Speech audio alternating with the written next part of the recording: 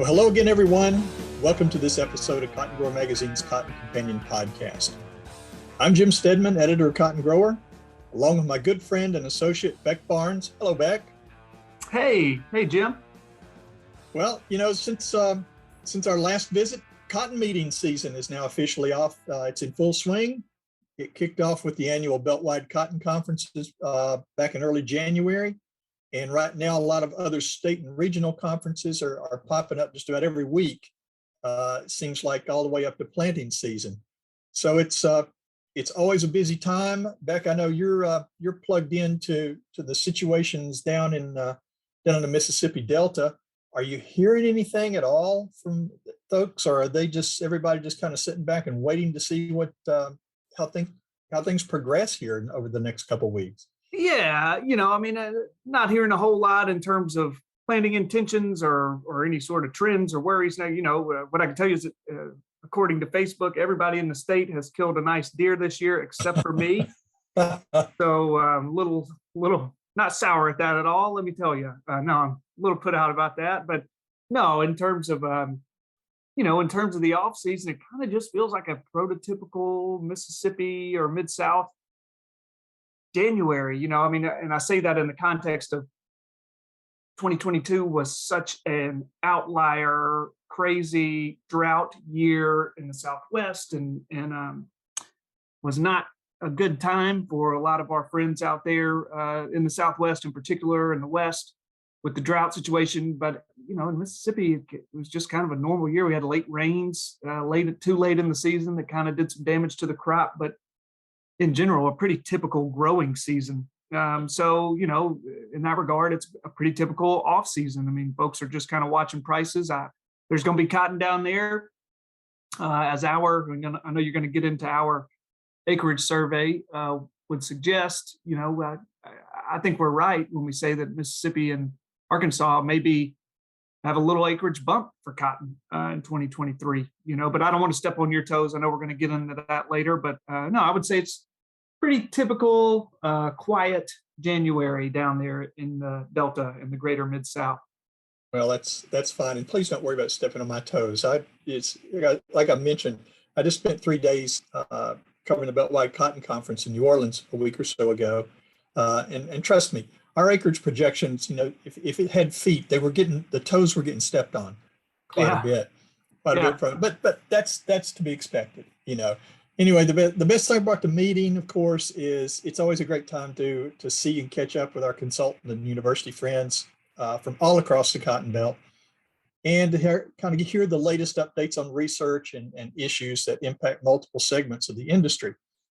And one of the more popular sessions is always the economics session, where we get updates and predictions about farm policy, supply chain issues, and a cotton market outlook for the coming year. Those are always three primary items always discussed, and this year was absolutely no exception. So coming up in just a few minutes is an interview that I was able to conduct with Jarrel Neeper of True Cotton Commodities and Dr. O.A. Cleveland of Mississippi State University, who continued to their tag team tradition, presenting their thoughts about the current status of the cotton industry and where they think it's headed this year. So be sure to stay tuned and see what they have to say. Now, as you mentioned, in our last podcast, we discussed and dissected our annual acreage survey based on multiple sources back in November and early December. And as you recall, our acreage number for this year was 11.57 million acres. And that includes both upland and Pima. We're down roughly 1 million from 2022, or roughly a 7% decrease. I think as we mentioned in our last podcast, there was so much uncertainty in this market that the acreage numbers was probably going to change or fluctuate as we move closer to planting. And I think I can safely say that we have set the ceiling for acreage this year. And our efforts were acknowledged by several very learned economists and industry folks during the Beltwide meetings, giving us due credit. They understand where our numbers came from, but also in their nice way, sort of saying, nice try, we think you're too high. Yeah, okay. I mean, You know what, Jim? I mean, okay, that's fine. I mean, everybody's free to have their own opinion here, but this is not our first time doing this. And you look at our track record, we're normally right on top of the final number, despite being the very first one out of the gates. That's right. So I'm going to stand by our number. I'm not backing off of our number. Well, I'm not backing off it at all either, because so much can still happen between now and planting. So that's right. Look, it's the man in the arena, right? Isn't that? That's right. That's right. We're the only ones standing in the spotlight right now. Right. And I think it's actually against the rules for journalists to cite the man in the arena quote or poem or whatever, but because we're normally ones. If we were the man in the arena, they did not turn the lions loose. Yeah. So we're normally the critics. Yeah, we got that going for us at this point. But hey, and if we're too high, I'm okay with that. It's just the first shot out of the box. But more importantly, you're going to hear Jarrel and OA's predictions coming up here in a few minutes, and obviously with more definitive projections, the real scientific surveys coming soon from the National Cotton Council and from USDA. But before we get to the interview, I just want to acknowledge recipients of several annual industry awards that are always presented here in Beltwide. First, I want to recognize Joe Mincer of Lake Village, Arkansas, who was named the 2022 Joseph J. O'Neill Cotton Marketer of the Year. That's an award sponsored and presented by ICE Futures and by BASF. And Beck, I know you and I have both covered this award for multiple years. It's a great award. We have covered it for multiple years. I'm more proud of a fellow from Lake Village, Arkansas, winning the deal. That's right across the bridge. That's just right across the river from you. Right across the bridge from me. So, Joe, if you're listening, go get you a good steak from the bullpen, man, or the cow pen. That's what it was called, cow pen, there in Lake Village. But congratulations, and shout out to ICE and BASF for sponsoring that great award. Next on the list, Dr. Murillo Maeda was recognized by his peers as the 2023 Beltwide Extension Cotton Specialist of the Year. Murillo served as AgriLife Extension Cotton Specialist for the High Plains area of Texas for several years. He has done an outstanding job for growers and for the industry in that area, so obviously the honor was well deserved. And actually, the timing on it was very, very good. Obviously he was deserving of the award, but he also recently has left that position. He's originally from Brazil. He's moving back to Brazil to join BASF as their breeding technology manager there. So best wishes to Murillo. He's going to be missed in that High Plains area, but I know he's looking forward to the challenges that are ahead of him. And finally, congratulations to Dr. Michael Gore. He's a scientist and professor at Cornell University School of Integrative Plant Science. And he received the prestigious 2022 Cotton Genetics Research Award from the Beltwide Joint Cotton Breeding Committee. You can find out more details on these honors and more information from Beltwide in our February issue and online at cottongrower.com. So now, Beck, it's time to share some of the market revelations and prognostications from two of our good friends who really know what they're talking about. That would be Jarrel Neeper, who's president of True Cotton Commodities in Bakersfield, California, and Dr. O.A. Cleveland, professor emeritus of Ag Economics at Mississippi State University. They do sort of a tag team presentation. That same format continued through this interview. It's always enlightening, and sometimes it can be very entertaining as well. But here's our discussion right now. Well, we're sitting at the 2023 Beltwide Cotton Conferences in New Orleans, and I'm joined today by Jarrel Neeper, president of True Cotton Commodities out of Bakersfield, California, and by our good friend Dr. O.A. Cleveland, professor emeritus of Ag Economics at Mississippi State University. And the two of them have just finished a presentation, sort of the market outlook for cotton for 2023. Gentlemen, thanks again for joining us. Thank you, Jim. Pleasure. Okay. I don't have a whole lot of prepared questions on this, but I made a list of some of the topics that you covered. So, in this case, I'm just going to kind of play moderator and throw a topic out, and let's see where it goes. So, first of all, I think you titled your presentation, "What a Year, Now What?" Jarrel, what do you mean by that? Well, of course, the last year, it was just unbelievable. I mean, in September of 2021, we were sitting there at 90 cents basically, and then we ran all the way up to $1.56 in May of exactly 9 months later in May of 2022. Then we dropped like a rock over a two-month time period. We bounced up again. We've come down, so we've had quite a roller coaster of a market over the past year, and now seems like we're morphing into something a little more sustainable. I think where a normal range for cotton over a short period of time is going to be maybe 5 to 10 cents a pound instead of 15 to 20 to 30 cents a pound, and I think that could give possibly the textile mills some comfort in that things aren't going to get too out of whack. Yeah, I think you mentioned it as being, we're sort of in like we call a no-go zone. Yeah, at this point, where there's a base that I think you were comfortable with, but we're just not going to see a whole lot of movement at this point. Right. We get up to a certain price level, either grower selling or merchants try to, they can't. There's growers selling and or merchants can't sell any cotton. Right. So prices come back down. Then you find a spot down there where growers, so far, they refuse to sell, A, then B, and then mills do want to buy. Right.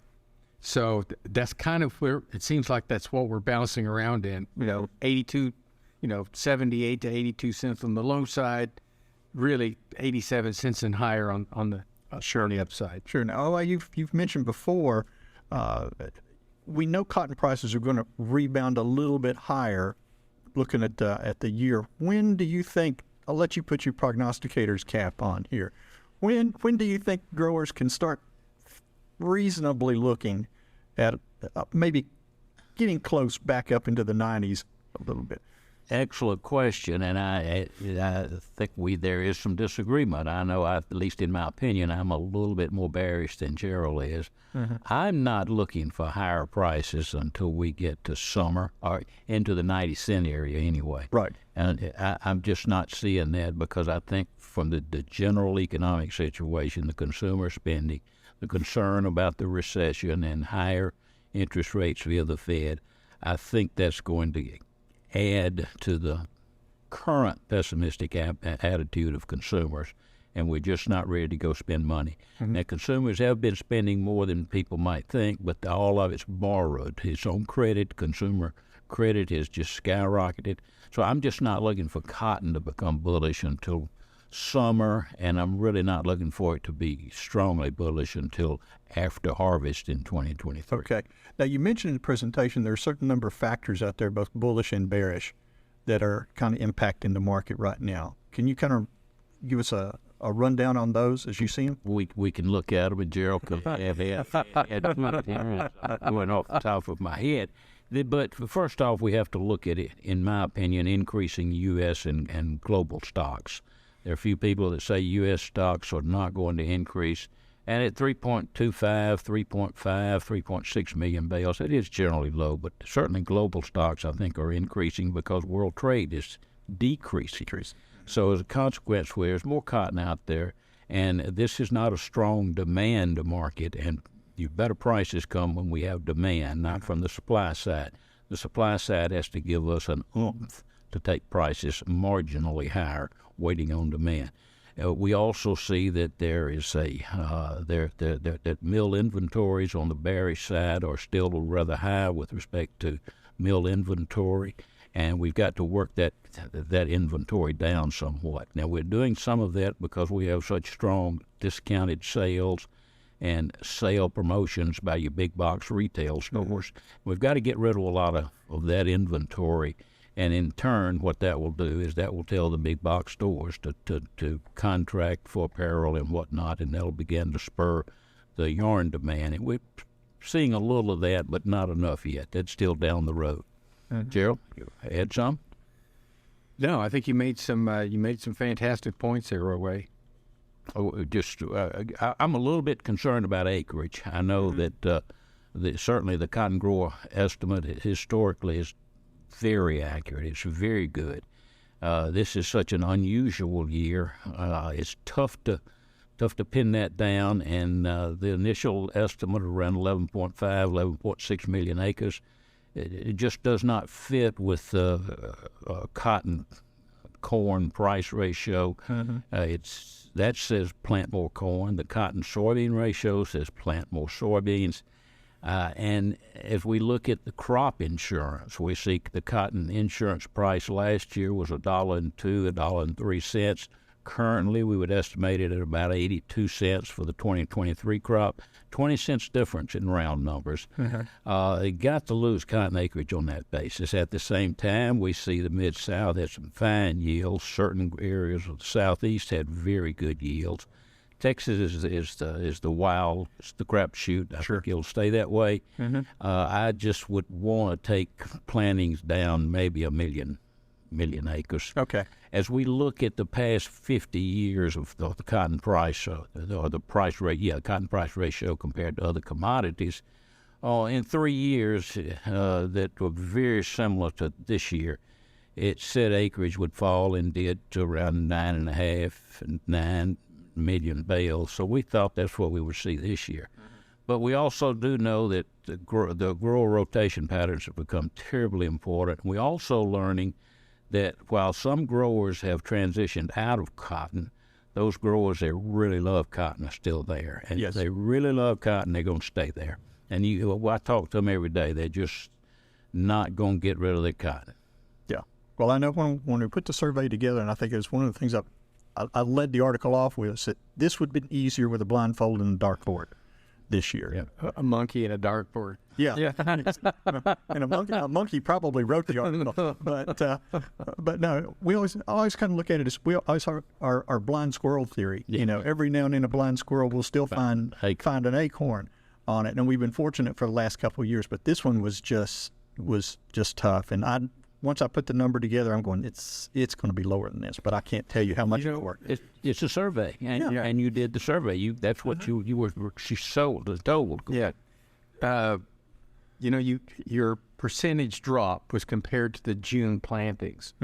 It actually, if you compared it to the plantings that came out in September, which was larger than the June plantings, you got a little bit larger percentage drop than you think you got there. Like, for example, I think you were showing around 4% in Mid-South, Southeast. Right. Well, versus the September plantings, more like 9.5%. You go back and you look, what's the largest percentage drop we've ever had in plantings? And the largest, I mean, maybe 2 or 3 times, I don't remember the years off the top of my head, but percentage-wise, 30 to 31%. And so, my numbers up there, 10.9, almost 11 million acres. Right. It was 20%. You take another 1.4 million off there. Now you're at 9.7, 9.8. That would be probably the lowest I could see it going. Yeah, exactly. Yeah, I thought and then in the back of my mind, that's probably where I thought the number was going to be. But I'm just going with everything that's given me at that point in the year. Right, and then a lot's going to have to happen, in West Texas, for example. I mean, there's a lot of wheat planted out there. Right. And if they've got a pretty good crop and they end up taking it to harvest and they haven't really had any good spring rains, I don't know that they'll come back in there and plant cotton behind that or not. Maybe they will for insurance purposes, but it's going to be...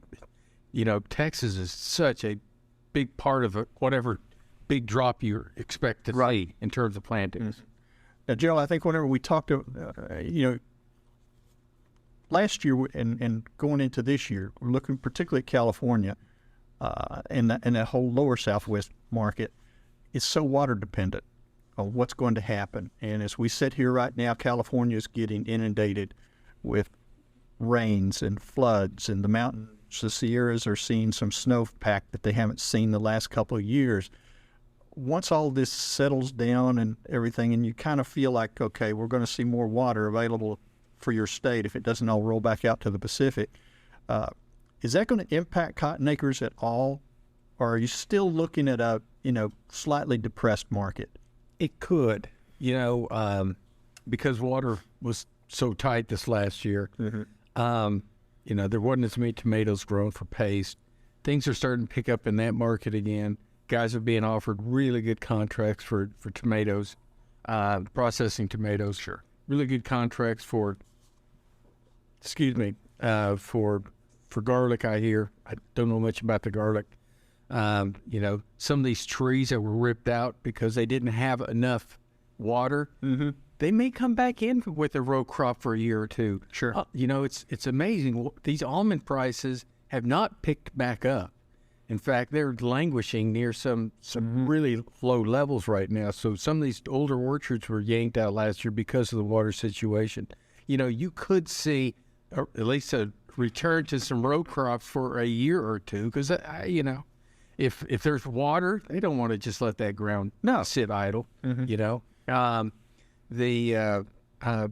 Now these wheat prices were high enough that the growers have already cut back on some of their plantings for this next year because they grow.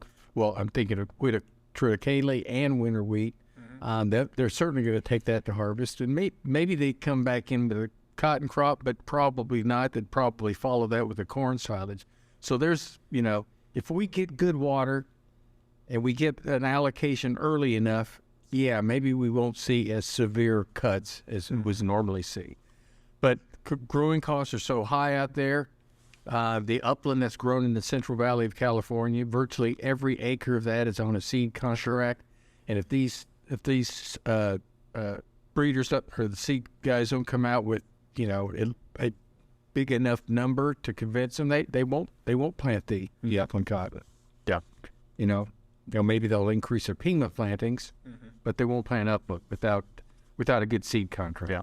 Well, we've come through the past year looking at things like, increasing interest rates and, the dollar index and the influence that's had on markets and the whole recession worries and export sales.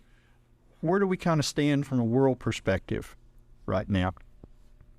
With respect to production, supply and production. Okay. Well, I think to take the other big producing countries, India, Brazil, China, and the United States, the four largest. China is still going to plant cotton. They need the food, they need the grains, but they have so many people employed in the textile industry, and to the extent that they can import cotton, they will do that. Brazil is actually increasing their exports to China, and as one speaker pointed out today, very evident that Brazil is expanding cotton production. They can do it. They have the land area to do it, and they will. They grow a high-quality crop, very comparable to the United States. In many cases, the same seed variety, same seed selection. Right. So Brazil is going to take some of our market. That's just the way it is. At the same time, if we don't produce a crop, another speaker made the point that if we don't have it to sell, we can't sell it. We do have a comparative advantage if we have the volume to sell. So we've got to do that. But we're going to be hurt a little bit by Brazil. We may be hurt a little bit by India. India is not going to reduce its crop. But India, again, for the most part, they're going to use their crop domestically. They'll import a little to us, from us. They'll export a little to other countries. But we'll only see a marginal drop in cotton acreage in India. I'm not sure we're going to see it in China. I think there'll be a little bit of a decrease, but they still need cotton in production in China. But I think there'll a little bit more food production, grain production. Jarrel, I think when you were talking about your projections for the year, I think you came up with like 15.7 million bales from the U.S. this year. Okay. That's a good starting point. I think, I think it is. That's a good production. It's as we look at 23-24, that marketing year does not begin until August. So we should have the ability to export 14 million or more. Maybe we can get to 15 million. Who knows? But that's down the road. But we can certainly, we can. That's not too big of a crop. In my opinion, it's starting to get to on the top side, but it's still a crop size that the market can handle and still give us prices above 80 cents anyway. Now, whether that's a 90-cent price, I don't know. Yeah. But above 80 cents without question. What about demand, world demand and consumption right now? Any signals that we're going to start seeing a little increase there, a little bump? No, but at some point, these guys are going to have more than, a 2-week, vision in front of them. Right. And these inventories will get worked off. It may take a little time, but they are going to get worked off. They're going to have to replenish those inventories. I mean, if you're a retailer, you can't sell it if it's not on your shelf. Exactly. Right? And so they're just, I think we're in such a strange time economically, they're just having a very difficult time trying to figure out how to right-size their orders. Right. I was talking with someone last night and said they really want you to kind of get this inventory that's currently there cleared out a little bit. He says, I think they're going to get to the point where there's no backroom supply. Whatever comes in goes straight to the floor on it. We have here in the world, USDA's most recent number, 90 million bale carryover. If the market is extremely bearish the next 6 months, we could see a 95 million bale carryover, but that would be the absolute heaviest or the largest carryover we would see. And world consumption is in the neighborhood of 110 million bales. So we've got 95 million bales, and consumption's only 110. So there's in a sense, we have 85% of the crop we need already for next year. But as the market picks up, we'll have an increase in demand. There's no question about that. Now, will it go to 125, 10 million bales more than now, or will it stay about 120? Bottom line, as you just said, when the market needs that crop, it better be coming fairly soon. Otherwise, we'll go back up to $1.10, $1.20, and we'll cut off supply again, or cut off demand again. But that's why we tend to get bullish, at least I do, and some others. We don't get bullish till we get to January, February, March of 2024. But it doesn't take but 1 year to work off an excess supply. Yeah. No, it doesn't take but 1 year. So we need to be ready. Maybe we need to have a little bit too much just in case. But and I would rather have too much supply and keep prices at 90 cents or 85 cents than end up with cotton at $1.20 again, because we deteriorate our long-term demand at that level. Yeah, the question is, if the price keeps going up, are all the speculators going to go with us? Yes, And, exactly. And who knows? Right. That market. And historically, textile mills and even the brands, they don't really care where raw material prices are, as long as they're in a fairly stable range and they can plan out 6 months, a year in advance on stuff, and they know that these prices are not going to move very much. Yeah, mills aren't going to get caught sitting there, twiddling their thumbs, waiting for prices to stabilize. Exactly. Mills aren't going to sit there and just spin cotton when cotton's $1.15 a pound. They're having to pay that, and they don't know when they can sell it. They're not going to spin it just to have it in inventory in case the apparel mill wants to buy it. They need some stability in prices, just like every sector does.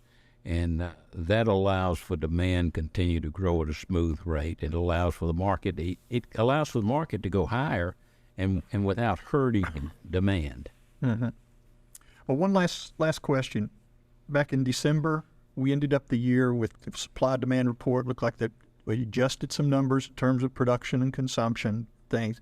We're sitting here in January. We haven't seen our supply-demand report yet. It's imminent. We will tomorrow. I know. Where do you think any big changes? Do you anticipate any surprises, or just kind of status quo right now? I don't see a huge change. Typically January, it's pretty a pretty numb month. Typically it is. Maybe the crop size might be down a couple 100,000 bales. Might. Of course, maybe it's up 200,000. I think my bias is it'll be down a couple 100,000. Exports could be down 100. Well, they're guessing what USDA is going to do. I wouldn't be surprised if they lowered it 200,000 bales. I wouldn't be surprised if they didn't change it. Yeah. Either way. The possibly you could have a decrease in India.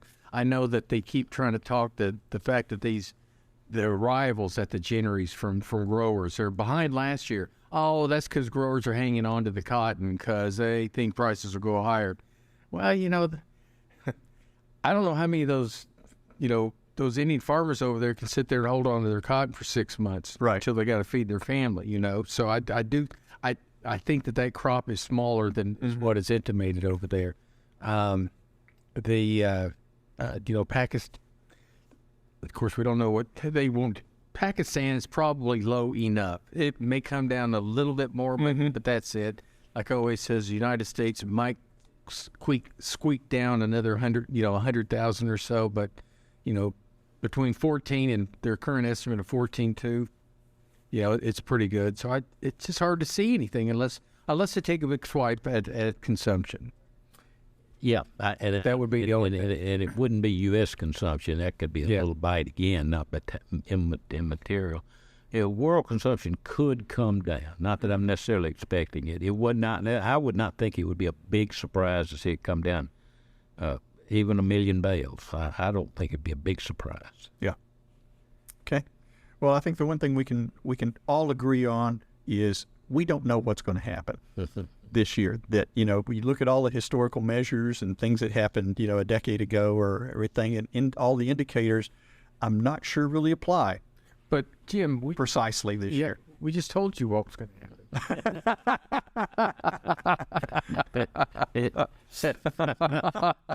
I've never used that before. I'm going to keep that in mind. Yeah. And with that, then we're going to close this little discussion. Jarrel and Wade, thank you for taking time to join me again, and pleasure. we'll catch up, I'm sure, down the road this year. Still meeting season, so we've still got plenty of options to get together. Thank you, Jim. Thanks. So, all right. Well, that's going to do it for this episode of the Cotton Companion podcast. We want to send a special thanks to Jarrel Neeper and to Dr. O.A. Cleveland for taking the time to visit with Jim during what was, I'm sure, a very busy Beltwide schedule. And as always, we want to thank you, dear listener, for joining us. And we hope that you've enjoyed this episode. If you do like what you hear on the Cotton Companion, please be sure to spread the word. Tell your buddies, your farming buddies, about this podcast. Here's where and how they can find us. You can find the Cotton Companion in 3 easy ways. First, go to cottongrower.com/companion, or simply click the podcast tab at the top of the homepage. Second, subscribe to our channel on iTunes or wherever you find your podcasts these days. And 3, sign up for our weekly e-newsletter, the Cotton Grower e-News, that's delivered to your email inbox every Tuesday morning. You can do that by going to cottongrower.com/subscribe. Also, be sure to follow Cotton Grower on social media. We are at Cotton Grower Mag on Twitter, and on Facebook, you'll find us by searching for Cotton Grower Magazine. Cotton Companion Podcast is produced twice monthly by Tyler Hatch and Kim Henderson, our talented colleagues at the world headquarters for Meister Media Worldwide in lovely Willoughby, Ohio. I'm Jim Stedman, he's Beck Barnes, and we'll be back with you in 2 weeks with the next episode of Cotton Companion. Until then, stay safe. God made me a farmer. Yeah, he works and he works and he works and he works all day. God made a farmer.